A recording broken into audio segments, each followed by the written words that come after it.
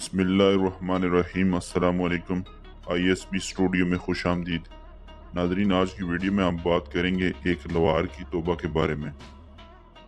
Video की तफसील में जाने से पहले आपसे गुजारिश है हमारे चैनल को सब्सक्राइब कर लें और बेल आइकन को ज़रूर दबा दें ताकि हर आने वाली वीडियो आप तक पहुंच सके। नाजरीन, एक लवार की सारी ज़िंदगी शैतानी कामों और गुनाहों में गुजरी। पूरा गांव लवार की हरकतों की वजह से तंग था। एक दफ़ा वो अपनी दुकान पर काम कर रहे थे कि एक बुजुर्ग ने दूसरे बुजुर्ग से कहा कि इस लवार का क्या किया जाए, पूरे गांव की खवातीन इस शैतान की वजह से घर से बाहर नहीं निकलती। नाज़रीन, दूसरे बुजुर्ग ने कहा, जब इस लवार की अपनी बेटी पैदा होगी और कोई इसकी बेटी को बुरी नज़र से देखेगा, फिर इसको एहसास होगा कि औरत की क्या इज्जत होती है। नाज़रीन, लवार ये सब बातें सुन रहा था और बुजुर्ग की इस बात ने इसके दिल पर गहरा असर छोड़ा। इसने अपनी दुकान बंद की और नदामत आंसू बहाता हुआ मस्जिद की तरफ दौड़ा। खुदा से अपनी गलतियों की माफी मांगी और सच्चे दिल से तौबा की। नाज़रीन, अब लवार ने मस्जिद में बाकायदा नमाज पढ़ना शुरू कर दी, मगर इस मस्जिद का इमाम लवार को अजीब नजरों से देखता था क्योंकि वो लवार के माजी से वाकिफ था। वो दिल में सोचता था कि मशहूर ज़माना शैतान जिसके डर से मोहल्ले की औरतें अपने घर से बाहर नहीं निकलती थी, वो अचानक फरिश्ता कैसे बन गया। दाल में कुछ तो काला है।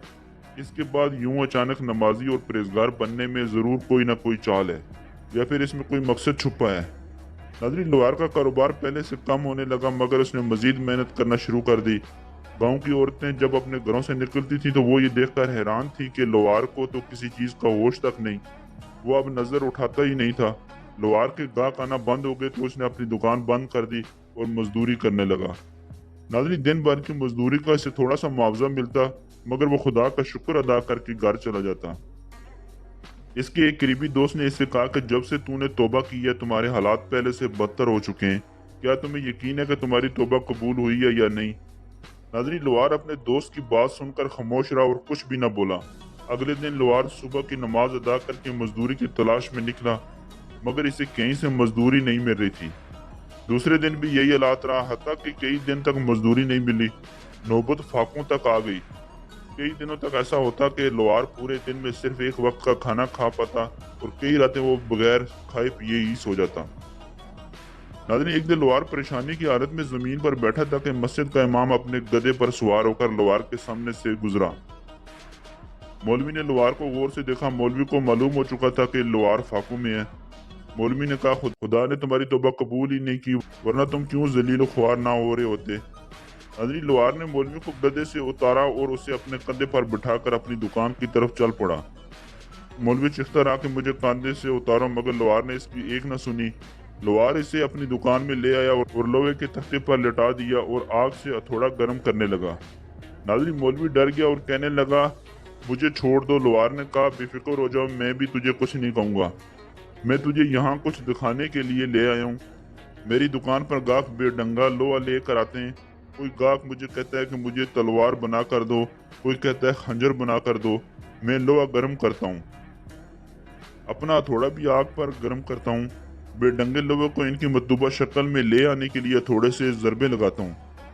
बेढंगा लोहा आग की तपश और हथौड़े की ज़रबे बर्दाश्त कर लेता है तो इसे मतलूबा शक्ल हासिल हो जाती है, और जो लोहा हथौड़े की ज़रबे बर्दाश्त नहीं कर पाता तो मैं इसे कबाड़ खाने में फेंक देता हूँ।